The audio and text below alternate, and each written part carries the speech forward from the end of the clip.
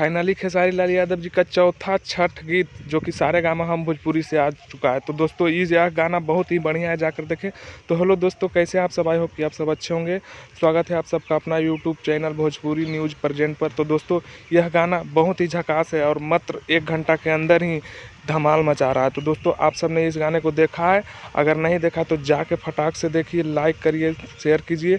और दोस्तों जितना ज़्यादा से ज़्यादा शेयर कीजिए, क्योंकि बताना है दोस्तों कि खेसारी लाल यादव जी का गाना चाहे जिस भी हालत में आए, जितना भी आए, हम सब इस गाने को ब्लॉकबस्टर हिट बनाएंगे ही, क्योंकि यह बहुत ही बढ़िया गाना है दोस्तों। और इससे पहले भी 4 गाने खेसारी लाल यादव जी का ट्रेंड कर रहा है ऑलरेडी ट्रेंडिंग पेज पर। इस गाने को लिखने वाले हैं पवन पांडे और म्यूजिक है आर्या शर्मा जी का। और इस गाने में जो एक्ट्रेस है दोस्तों वह है आरोही सिंह।